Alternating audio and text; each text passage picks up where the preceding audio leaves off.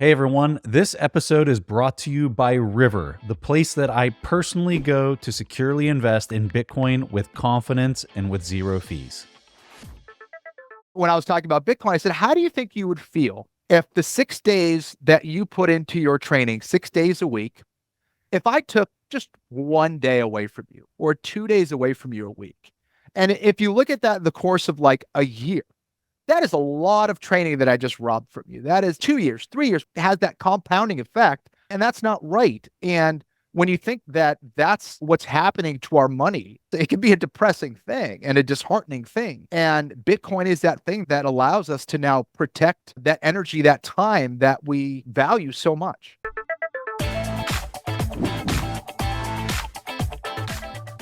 It's funny. I didn't mean to tell this story. I think I told you this in Miami Okay. with my son. And we go down, we visit my parents. They live in Florida, and it's like I don't know what it is, but when we're in Florida, we sit down out on their back porch and we watch uh the robots TV, and there's Yeah. Kenny on the and you and I have exchanged, DMs and stuff here and there. Yeah. And so we're watching this, and my son's just obsessed with robots. And in fact, he's on a robotics team. They just did really well. They placed in the nation, and they're just, he's like all into anything robot related. It's So we're almost there. like he has an engineer for a dad. It's weird. Exactly. So we're there watching the battle bots on TV, and my dad has them like all recorded and stuff. And Uh, we're there watching it, and I haven't said anything. I haven't said that you and I talk or anything like that. yeah. Well, my son brings something up, and they're like teasing me and whatever, and I just had like this urge to like flex in front of my son. I was like, "Well, Kenny Florian right there on TV. I talk to him all the time." My, my son, he said, "No, you don't. You don't talk." It's like I do. I have conversations with him right there. That guy on TV. Yeah. My son was like, and my parents looked over at me like, "No, you don't. You don't talk to Kenny." It's like, I do. I talk to Kenny, not all the time, but here and there. And Yeah. it was the funniest moment. Like they were all, none of them, even after I said this to them, they're like, "There's no way you talk to Kenny." Anyway, sorry to embarrass you. That's cool, man. That's It awesome. was so funny. It was the funniest thing ever. Anyway, That's great. I wanted to title this conversation Proof of Work. Okay. Because when I look at what you've accomplished, it's kind of mind blowing from just not proof of work, but proof of pain, right? Yeah. When I'm looking at this, not too many people want to do the work, the physical work that's associated with this. But then it goes beyond that, and it's like there's this proof of pain of like how in the world do you develop the mindset to want to go through something that is so painful, physically painful. So like where does that come from? And like early on in the early days of Kenny Florian, like what developed this in you? Yeah, that's a great question. I definitely was one of those people that a lot of people said, you don't look like a fighter. You don't have that kind of traditional background of a fighter. Mm. My father was a physician. He was a thoracic and cardiovascular surgeon. He was pretty disappointed when his college graduate son decided he wanted to become this martial artist. At first, it was just like, I want to do martial arts for my life, or I want to see where this goes. And he was like, "What? Well, how are you going to make money doing that?" Yeah, yeah. That's what kind of it was about in the beginning. And I don't know, he actually was a martial artist. He was a black belt in judo, even through Oh. medical school. Mm. And he kind of wanted us all to learn how to do martial arts. I did martial arts as a kid. I was more involved in soccer. I played soccer at Boston College, so I had done that for a very long time.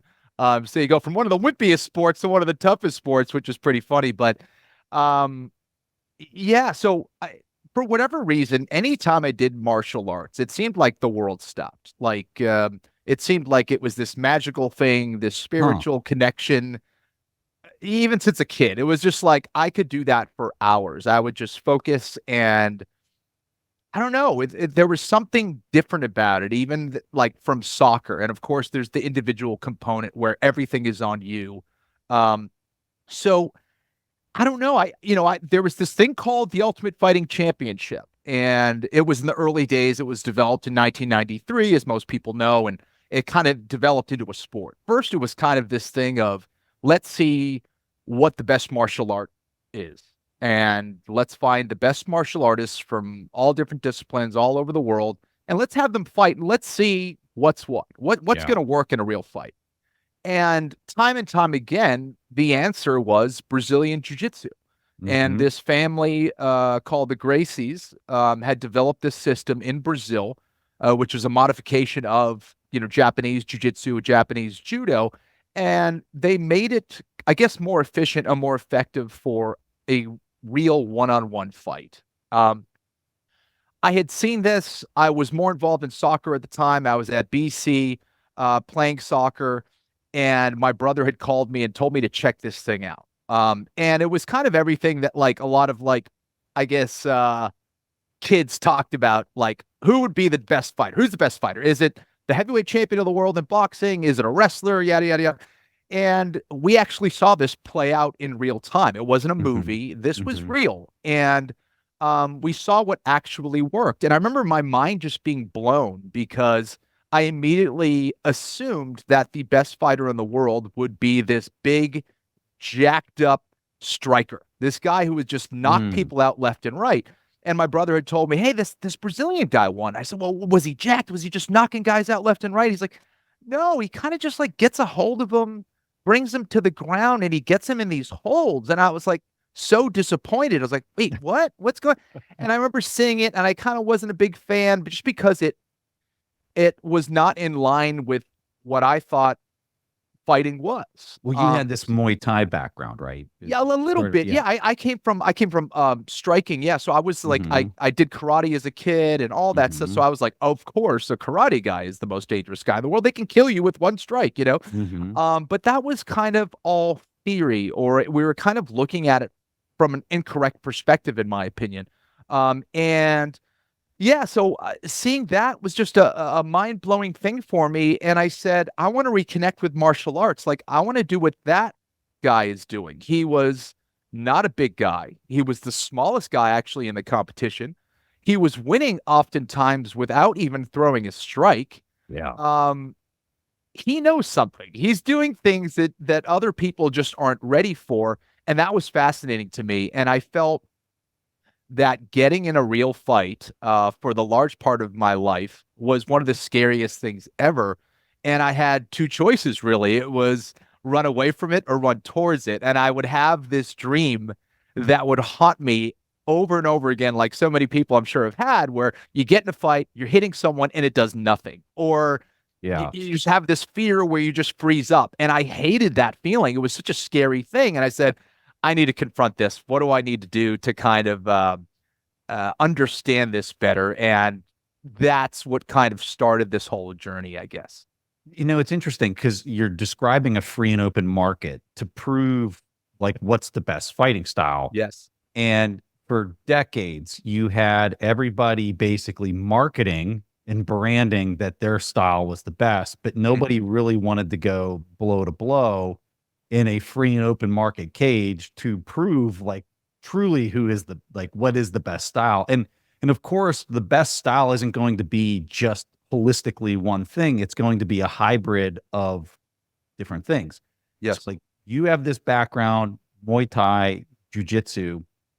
Knowing what you know now, if you could go back and re-engineer a solid foundation in, call it whatever style, Mhm. and then sprinkle, call it 10% of this or 10% of that, what would that composition, what would that engineering look like of the perfect fighting style for somebody that would be just unstoppable?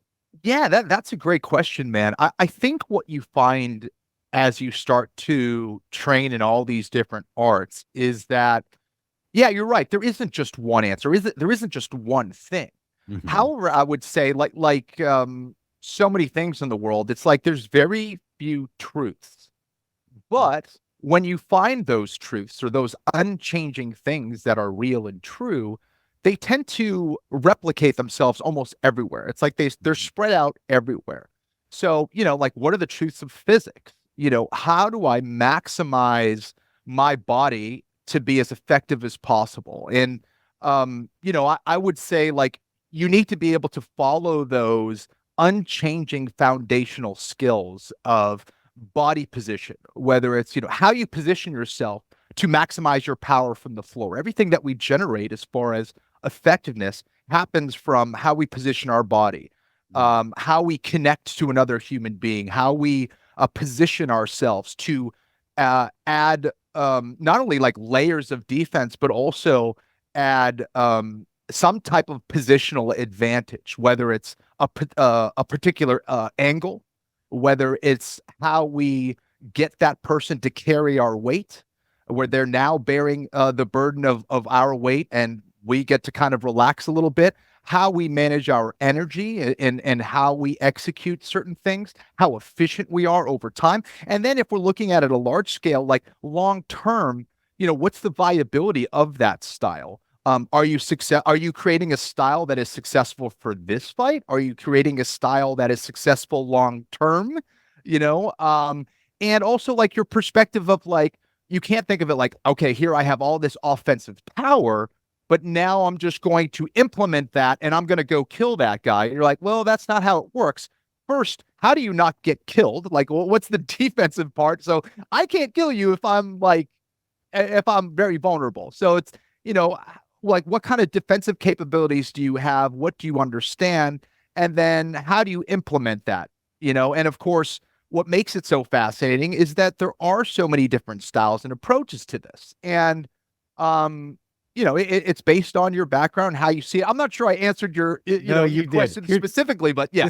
This is why I got a giant smirk on my face, is because when you get around somebody who's the best in the world at something, the response that you gave was, well, you haven't defined the environment and you haven't defined the other person that I'm going against, because depending on how you define those factors, I could give you a different answer depending on who that is and what that is. Totally. And I guess what you're really defining in such a unique way is we are constantly interacting with our environment, and it becomes part of us as we're going through whatever that experience is. And without properly characterizing that, it's almost impossible to give an answer, a clear answer. Yeah. Absolutely. Like jiu-jitsu, for example, like, which is a grappling art similar to just your traditional folk style wrestling in high school, college, would look vastly different in outer space than it would here on Earth. Right? Because look, what are you pushing off of? How are you generating power? How are you controlling? So like, it's a fascinating thing, even in regards to like, the cage that fighters fight in now, how you utilize that, how you can sandwich their body between you and the wall, and how you're utilizing the mat. So it's a fascinating thing. And I think that sometimes we think in terms of like, I think defining the hierarchical nature of fighting is important as well. And sometimes we assign incorrect values to things, like we often do with money, right? It's like, oh man, like, I don't know, I'd rather have $30 million in Bitcoin than $100 million in fiat, like, so it's like, because what are we trying to value? Are we trying to make as much money, or are we trying to like have the best money? So I think, I don't know. I think that's kind of analogous. So on this point, you are one of two people that have competed at 4 different weight classes. I'm kind of curious, like, what was that like to kind of take your body through these different weight classes? Did you have to prepare for different fighting styles as you progress through these different weight classes, or is it kind of the same tactics, if you will, between those weight classes? Yeah. So when I started in martial arts, my initial approach to it was, I don't know who I'm going to face. So what kind of skills do I need to develop in order to defend myself against not just like one guy, but like multiple styles? I don't know what you're going to come at me with. Like, this isn't the set pattern of fighting of like, he punches, I block, and then I return. I don't know what you're going to do to me. What do I need to do to prepare for that? Okay, there's that. And then there's like the fact that I could fight someone who's 250 pounds, like when I started this, I was like 150 pounds. So what do I need to know to deal with someone who is far larger than I am? Not that that would be ideal or welcoming, but maybe sometimes you don't have a choice in how you need to defend yourself or who is going to attack you. So, I kind of ignorantly, in some ways, said yes to like, yeah, oh, fighting at 185 pounds. Sure, I will try that. And even in jiu-jitsu competitions, I would kind of compete in a variety of weight classes. My brother was right around the same weight as me. So he would compete at his normal weight and I would always go up in weight so we wouldn't have to face each other. So, so there are things like that. So, yeah, I think that, so I guess approach the problem from a different way because it was scary. I understood that it was scary. I understood I was human. I can get knocked out. I can get submitted. And I think defense was like the most important thing for me and how I would approach that. It's like, I need to be able to survive, try not to get hurt. And then if I'm able to do something to you, cool. But first, don't get hurt. Do you think that the war of attrition approach, which is like extend it out, have better endurance, is kind of the and again, this goes to, it depends on who you're fighting, obviously, but in general, do you find that kind of to be a better strategy, or do you really have to craft it to who you're going against? And it's Yeah, there's no question about it. Like it's interesting because, gosh, truth. What makes truth so interesting is that it's hidden, and the more you go into it, the more truths you find. And I think that like at first it was like, okay, well, I need to be technical, I need to be efficient. And then you go, well, sometimes they're technical and efficient too. And then if that's the case, then my conditioning needs to be superior, or my strength needs to be superior, or my tactics need to be superior. How I formulate strategies needs to be superior. So it just keeps going, deeper and deeper, right? It's on that point. How much of this is psychological leading up to the fight, that you're trying to make the person think that you're preparing for endurance when you're actually preparing for something else, just to kind of like get into the mental side of this? Yeah, I think there's definitely a component to that because, I would stay very, very quiet about what I was doing and how I was doing it, because the more information that, the enemy has on you, the more they can prepare for you.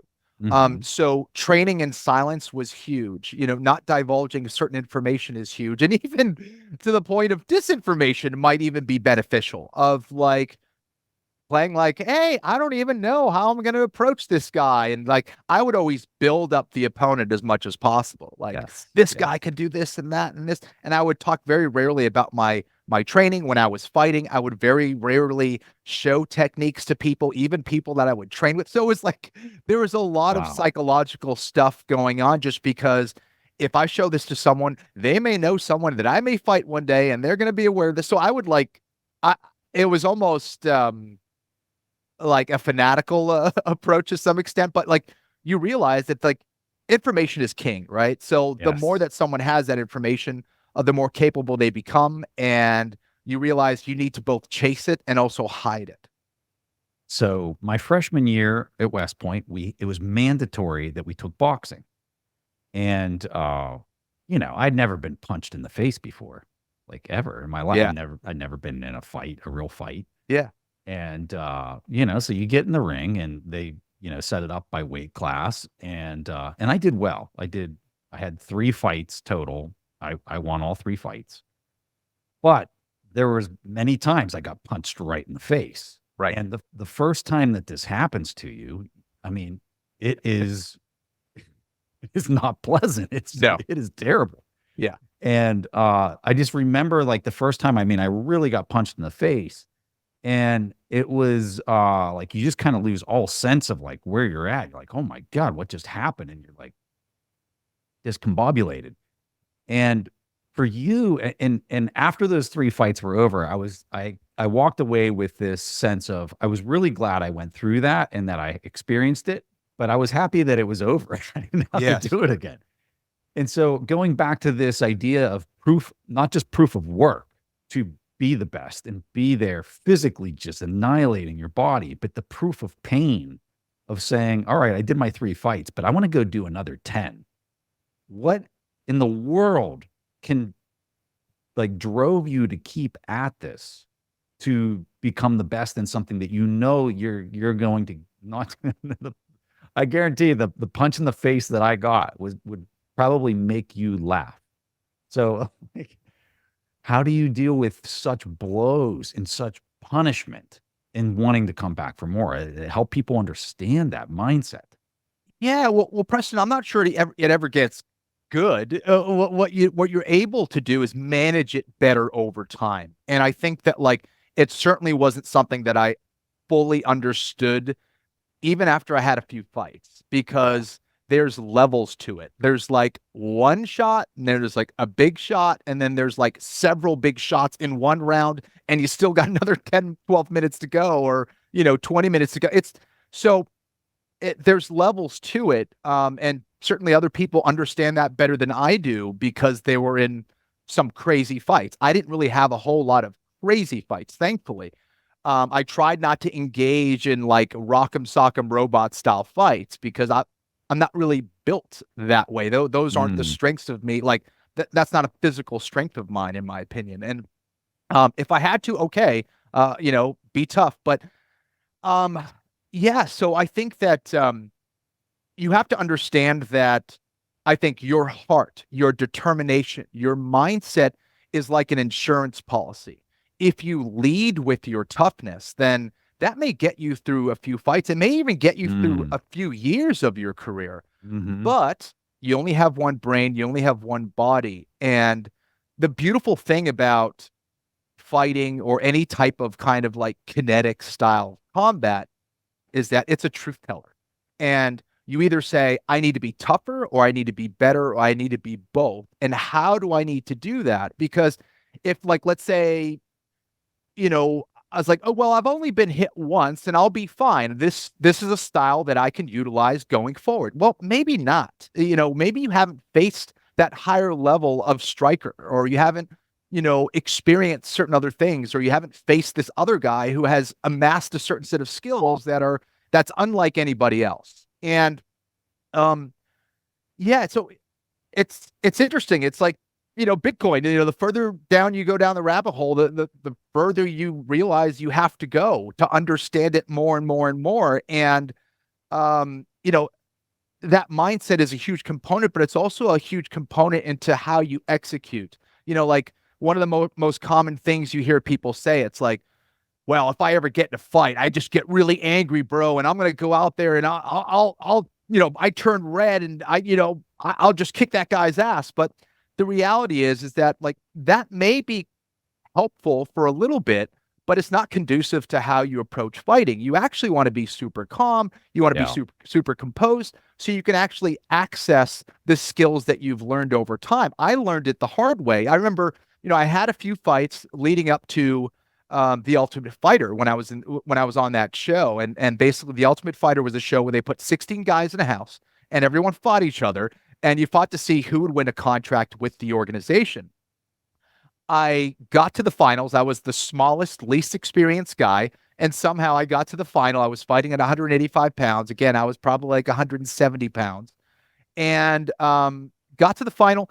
And I absolutely choked in that final, Preston. I was Mhm. so overwhelmed with fear and pressure that I felt like a deer in the headlights, like Mm. when I was out there. And that was something that was like such a mind bender because I had never really experienced that level of fear before. But I Mm. started thinking about things that weren't important. I started thinking about the contract that was at play. I started thinking about the fact that my friends and family were watching. I that was the largest crowd I had ever, fought in front of before. And so I was thinking about all these other things instead of what was real, which was myself and that person that was standing in front of me. And Yeah. maybe I would have lost anyway, but my mindset and how I was thinking about it wasn't helpful for me to go out there and execute what I had trained for. Yeah. And I realized that I needed to cultivate a completely different mindset. So I really started reading a lot after that experience. And it was that experience that really said, okay, I did this as kind of like, let's see what happens kind of thing. And it was that loss that really said, okay, I want to do this for real. I beat myself. And Mm. that did not sit well with me. So I really started doing a lot of reading on, kind of like the ancient warriors of the past and, special operations soldiers, like, they're fighting for real, things that you've done. Like it's life and death. I just go into a Mhm. cage and I have a referee and there's rules and all that stuff. And yeah, I can get hurt, and yes, you could potentially die, but it's a completely different thing. And Yeah. so I figured if I can learn from them, I can maybe approach some things in a better way. So I I've never said this on the show. I really enjoy books about near-death experiences. Mm. One in particular, I think it was written by a guy, Raymond Moody. I think it's called Life After Life. Thoroughly enjoyed the living heck out of this book. And I've read some others. I read that you had a near-death experience Yes. in Brazil. Yes. I'm curious whether you're willing to talk about what happened, and more importantly, uh, did this impact you in the way that you just view life, and how you like how profound was that experience on just who Kenny Florian has become? Oh my gosh. Yeah. And I've had other experiences as well that has like deepened that understanding. And I guess it kind of comes down to time, realizing that it is not guaranteed. You could lose your life tomorrow, Mhm. and you have to make the best of what you have. And I was in Brazil. I was on a training trip, and I was on a place called Pedra de Gavia, which translates to Gavia Rock. It's a place in Rio de Janeiro, and we would like climb up it or run up it as a workout. And it's this beautiful place. There's waterfalls, there's like, just a beautiful kind of like rainforest within Rio. And we had done our workout. We were kind of cooling off by the waterfall. We kind of went underneath. It's this cold water, so it's just this like rush of energy. And we decided to descend down the mountain. Well, now we're soaking wet, and there's like moss and grass and greenery kind of everywhere. And we kind of went off the path a little bit, and it was like pretty steep.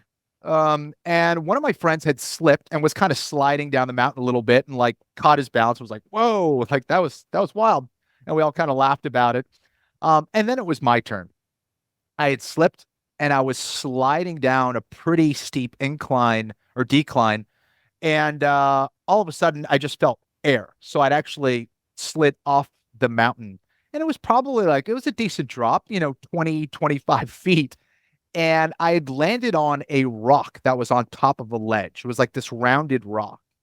And as I was falling, I had like your typical like near death experience where I saw like my whole life flash before my eyes. Really? At the time, yeah, it was like everything was in slow mo. It was probably, like what, a 1 second drop, but it was like I was dropping, like I was falling for like maybe 5 minutes. Like I was seeing everything. And I remember feeling sad that I was going to die on a mountain in Brazil and my parents weren't even going to know about like where I was, how it happened. And, I was working a job. I was at a translation agency at the time, translating financial documents, actually helping with Mhm. that process. And I would, help translate prospectuses and like really boring stuff. And that wasn't something that I was really that excited about back then. Yeah. I had always wanted to find a way to like my passion is martial arts. How do I do that full time? Yeah. And I remember being so sad about how I was too much of a wimp or so afraid to break out of this mold that people, or maybe this like mold that maybe my parents put me in of like, hey, you're going to go to Boston College, then you're going to go to law school, you're going to be a lawyer, you're going to do this thing because that's what I think you should do. And I was doing that, but that wasn't the life that I wanted to live at the time. And I remember just feeling so sad about that. I remember, you know, um, And this all happened in a second. this all happened in a second. Like I was thinking about all of these things. Um, And I like kind of slapped out. Like one of the first things you learn in martial arts is how to fall, Mm, which is interesting. And I had like kind of did this slap out somehow just naturally. And I truly believe that was one of the things that actually saved my life, because if I was just kind of let my body fall, let my head go back, my head would have landed first. And mm. I don't know what would have happened. Not to mention, the ledge wasn't very big. It was about just big enough for my body to land on it. And if I didn't land on that ledge, I would have fallen like hundreds of feet, and then it would have been really bad. Um, and yeah, like I remember I heard one of my friends crying because they could see where I landed. They were freaking out, and I landed. And I remember the first thing I did, like, there's two things you could have done. It was either cry or laugh. I started laughing, and they could hear me laughing, and I was like, "Oh my gosh, like I'm alive, like I'm alive!" And the wind was knocked out of me, and as soon as like I took a couple breaths, I started laughing, and they kind of had to like help me up the mountain, and they had to like give me a hand to kind of climb back up off of like this kind of cliff. And we were all just kind of silent going down that mountain after that. We went back on the path, and everyone was just didn't say anything. And I remember just thinking about my life, and I'm going, my gosh, like that could have been the end of it. And I was doing Yeah. this thing that I didn't really enjoy. And I went back to Boston. I talked to my boss that week when I got back, and I told him I was going to move to part time. I was translate stuff part time, and the rest of my time would be spent doing martial arts. Now, there's not a whole lot of money in martial arts. I would teach private lessons, yes, and I would like teach group classes and things like that. But all I was doing was just like training day in and day out, and that eventually led into MMA, which I didn't expect either. But yeah, that's kind of that story. So this next question I got for you is it's going to be a little bit weird, but I Okay. think anybody who knows you is going to agree with what I'm about to say. I think one of the reasons why you are so different in the MMA space and the fighting space is because you're very likable. And it comes through just very naturally through your body language that you're a very happy person and that you are somebody that's just fun and you have a fun time with what you're doing. And I think in that industry, the guys that have really made it to the championship type fights like yourself, it's almost like they have a chip on their shoulder or they're very angry and they're kind of harnessing that maybe darker energy into their fighting style and what they're doing. And you are a standout in the opposite direction of that, in my humble opinion. Why? How are you able to be able to fight in such a savage kind of way, Mhm. but at the same time, just be a very happy and, charismatic type person. Yeah, no, thank you. I think that I'd be lying if I said like you didn't have to kind of connect with that a little bit, or at the very least understand that. Like, Mhm, and I think it took me time to like. I think I was too nice at a certain point, and I need to go, mhm, hey, it's either them or me, and I need to be ready for that level of mentality and like fighting prowess, and but at the same time, I think yeah, I think that's who I am. You know, my dad is a very optimistic, kind of funny mhm, guy, and I think I definitely got some of that from him.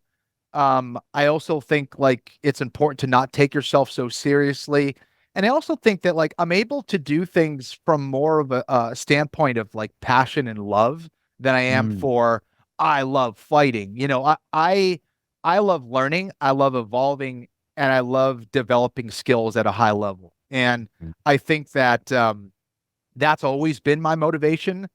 And you know, I say like you know there's some regrets in that I didn't start this to become a world champion. I started this because I saw a vulnerability in myself and mm, something that I needed to face to become stronger internally. And um, I guess passion and love are the things that I've always kind of that I've tried to kind of lead with. mm.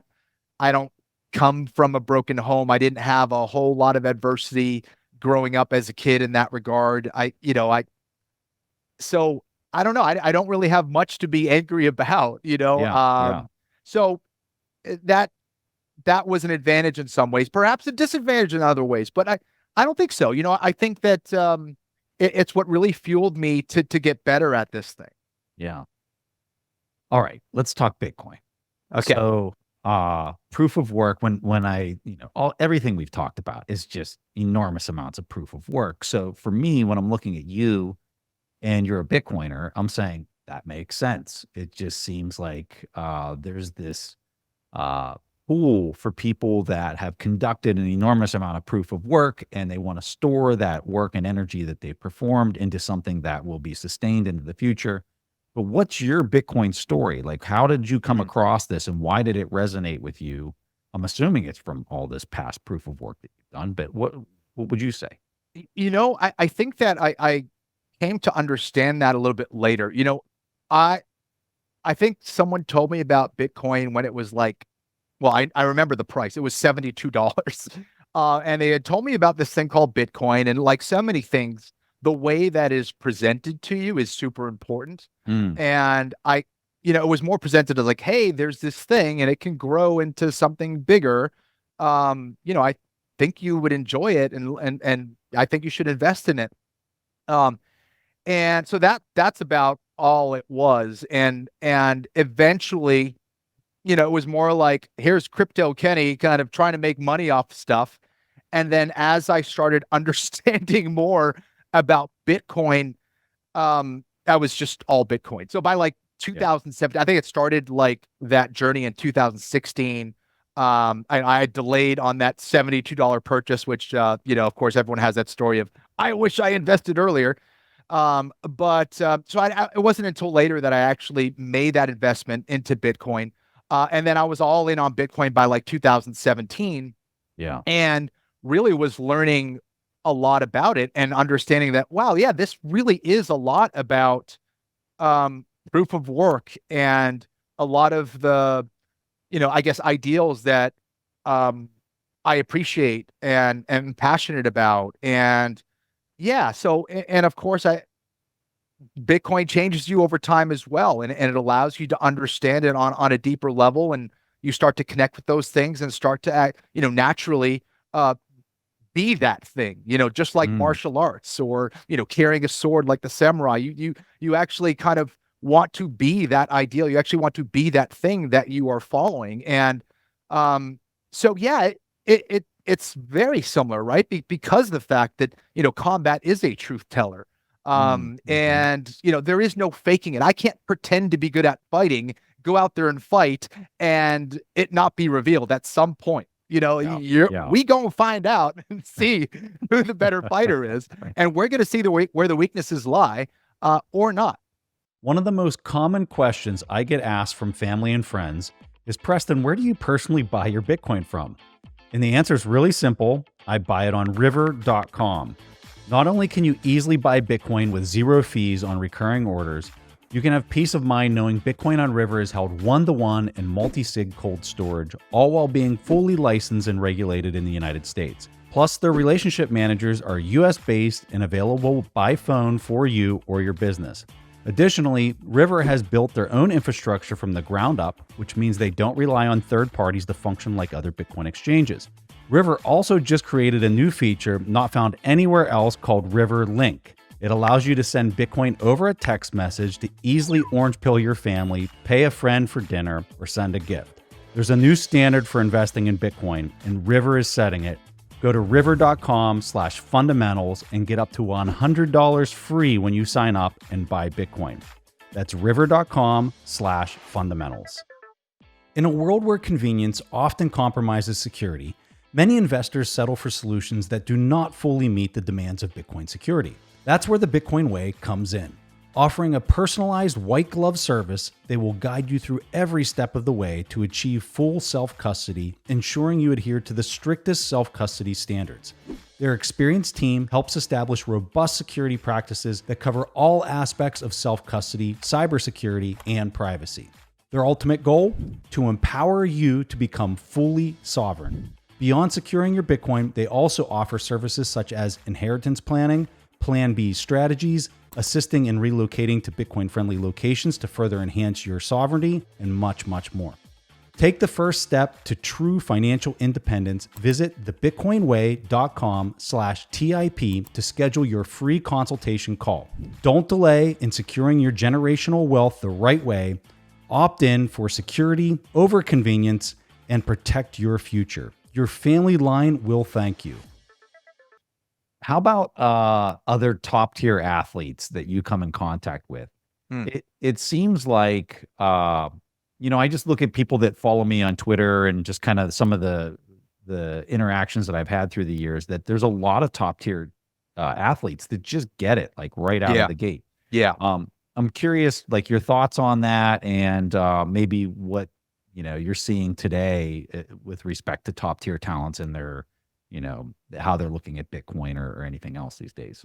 Yeah, I think athletes can be a great representation of it, just because, we see an athlete perform on game day or on fight night, and we tend to kind of see it in terms of like that performance or that day. And we forget very often that this is years in the making. Like this is years in the making. And a lot of times, like we like to say that like luck doesn't play a part in fighting, but it can. And, I think fighting in particular, I'll talk about that. It humbles you because you realize you can get your butt kicked, and you have got your butt kicked just to make it to where you're at. Not everybody is humble, but they've been humbled at some point in their journey. And I think that when you think about all the years that I fought, or all the years that these athletes trained, where they probably made $0. In fact, they've actually lost money, and now they have this short time frame of actually making money. Well, you better believe they want to hold on to that as much as possible. In fact, they actually want to see that grow. They don't want to see that robbed from them. I talk about this with one of the guys that I help train. I said, like, how do you think, and when I was talking about Bitcoin, I said, how do you think you would feel if the 6 days that you put into your training, 6 days a week, if I took just 1 day away from you, or 2 days away from you a week? And if you look at that in the course of like a year, that is a lot of training that I just robbed from you. That is, 2 years, 3 years, right? We start to like, that has that compounding effect, and that exponent that really starts to harm you. And everybody should be thinking about in those terms, but like, that's not cool, and that's not right. And when you think that that's what's happening to our money, it can be a depressing thing and a disheartening thing.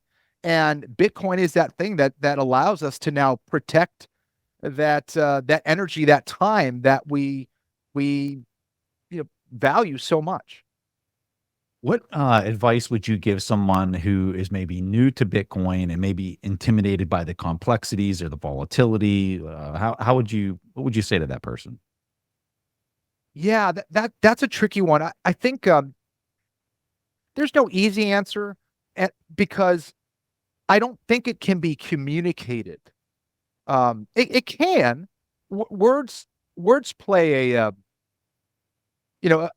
definite factor in it. But it's like anything else. When I'm teaching jiu-jitsu and I'm telling my students or whoever to do a certain thing, maybe they take it and they run with it. But the only way that they're going to find truth in that is by experiencing it. And I kind of tripped on Bitcoin in a way, and the first thing I did was buy it. I didn't, and this is probably ignorant to a certain extent, but I went and just bought it. It wasn't a ton, but I bought some. And it's like, okay, I'm seeing that it's actually growing. This is interesting. Okay, I'm seeing this thing grow before my very eyes.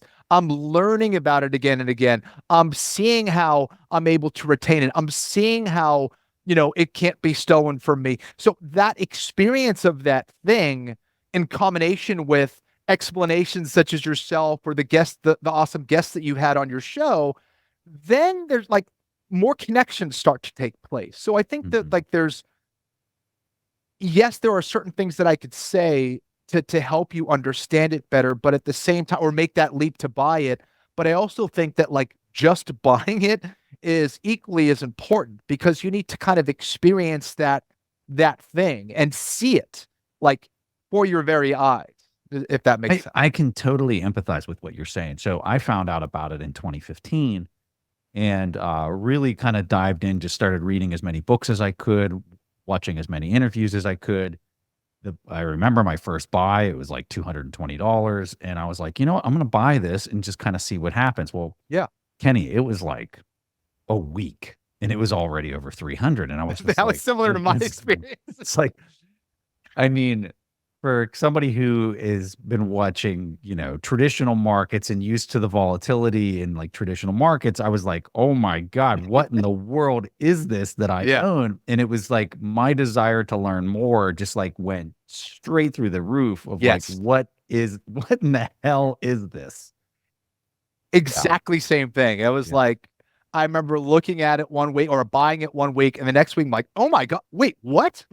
How did this Yeah. just happen? Yeah. And then being like, oh, well, like this is interesting. Okay, I'm going to buy some more. And yeah, I think that it's a very powerful thing, that connection, and the words start to mean more to you over time. And then it also encourages you to learn a lot more. If we're being honest, you can have the best explanation of Bitcoin ever, but if I'm seeing that someone else can go and hack the network, or if I'm seeing that someone else, that the price is going down for years upon years, guess what? I'm not going to buy any more Bitcoin. So Yeah. Bitcoin is doing the work just by proving itself, right? Proof of work in that regard. It's showing you the functionality of it. And people just kind of aren't really opening their eyes as much because it is very different from what we've known. And I think that's a big thing. But it's going to take time. And a lot of times we need examples for, for that proof or for that evidence to kind of come forward and go, oh, you know what? Let me try that too. We have a lot of founders and entrepreneurs that listen to the show, and what you see a lot in business is people that are developing a business plan.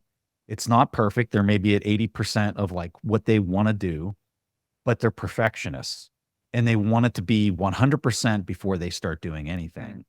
And what you're getting at with what you're saying there is you just have to start getting your hands dirty. You got to get in the ring and you have to start grappling with somebody before you can actually take the book knowledge that you learned about, okay, so now you put your hand here and this person does this and then they turn, and it's like you can study that in your head all day long, but until you get on the mat and you start like actually conducting some type of action and you involve yourself in it, you're never going to get any type of feedback mechanism as to what works, what doesn't work, etc. But there's no question about that. My dad would talk about that all the time. He's from Peru. Both my parents are from Peru, and he has this strong accent, and it's not his English is not his first language. And he would say, I would see all these like Harvard professors explaining, how surgery works and this and that, and then he's like the chest would be open in front of them, and they'd be like, I don't really know. It's one thing to say, it's another thing to do, and it's the doing that makes us who we are. And I think that that process is super important. Yeah. I love that. Let's quickly talk about battle bots. So, I mean, because this is just so for your expertise and everything you're doing. I mean, it is kind of out there in a little bit of left field, but you do this show so well. It is so funny watching the guy that co-hosts it with Chris Rose. He's hilarious. Yes, I mean, he's like practically a comedian. He's Yeah. hilarious.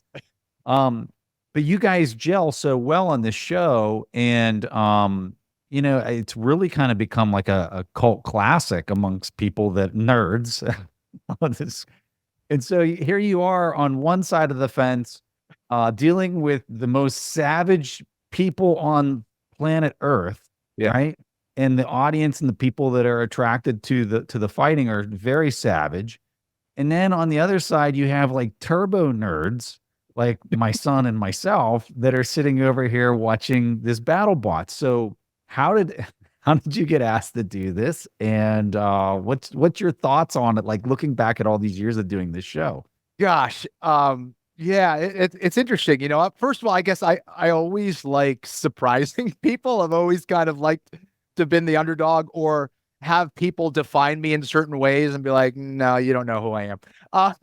But, I guess it was just kind of presented to me like so many things in my life. Like I wish I could say that I had this very specific plan and I'm going to do Yeah, this and it's yeah. going to lead to this, lead to that. It's just kind of like I've always kind of put my head down, done things, and then all of a sudden someone calls me and offers me an opportunity.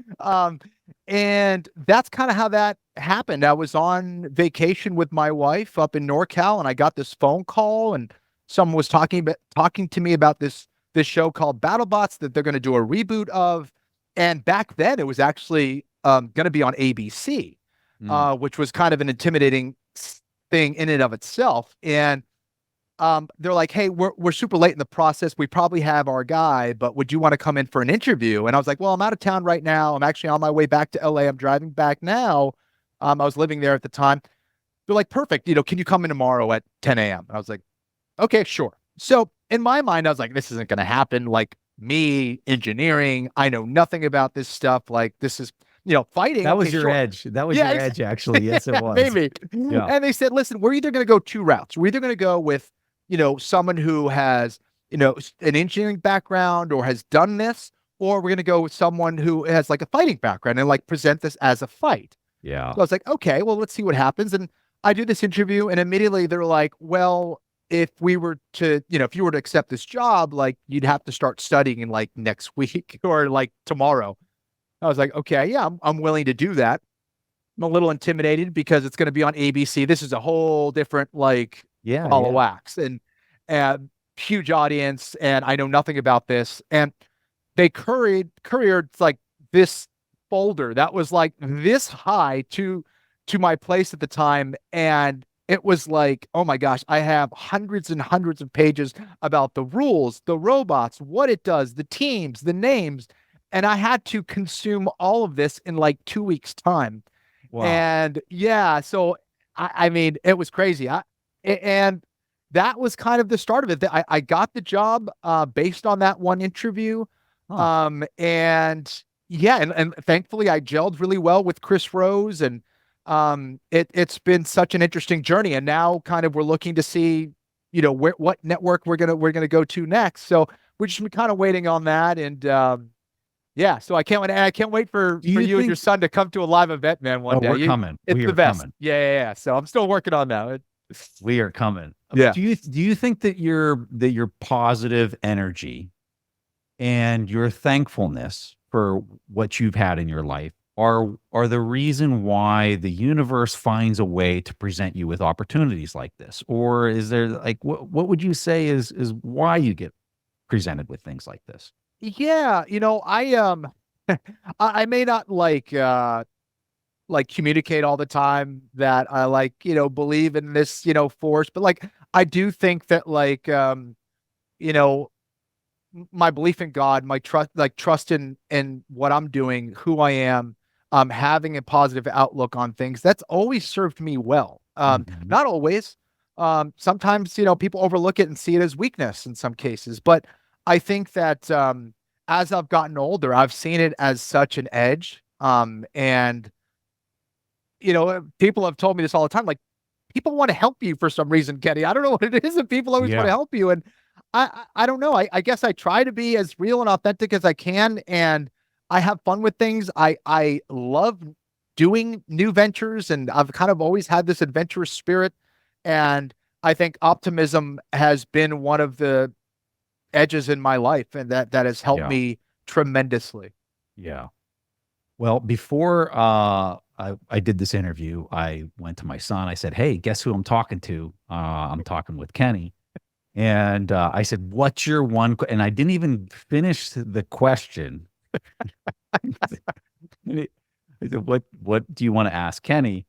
And he goes, "When's the next season? When's the next show?" I am waiting for that myself. Like I'm super excited to hopefully get something going soon, and kind of we're just waiting for the business side of things, the business Yeah. side of television to kind of play itself out, and Is it hopefully that happens soon. looking hopeful? I think so. I hope Yeah. so. It's so weird. Like things that get approved or not approved in television, like there's no rhyme or reason for why it happens. And a lot of Mhm. times it's just economics or how they see it and how so We'll see. We'll see. I think there's a couple good options out there for us. I hope that they're able to strike a deal and we can get on the road and get this BattleBots show going again. But they do have a live show going in Vegas now, which is different. I'm not involved with that at all, Oh, but okay. it's kind of like a thing. If you are in Vegas, you can go and check out a live show. They have a bunch of robots ready to go, and they just kind of battle for whatever it is that show length is.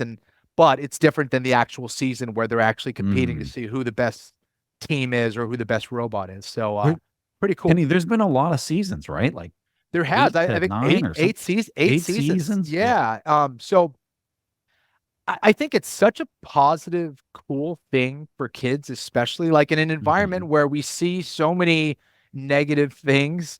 Mhm. This is awesome for kids to really, again, get their hands dirty, be involved with it, or at the very least be entertained by something that is fun and positive and helpful. And it's cool because I do believe to a certain extent that like engineers are kind of born, not just like kind of developed in some ways. Like kids either just they just have I don't know, they have a certain passion for it. And I guess Yeah. especially amongst men in general, like we like staying busy, we like doing things with our hands, we like to work, and We like to BattleBots destroy is so things. cool for that reason. And they like to destroy things. Exactly.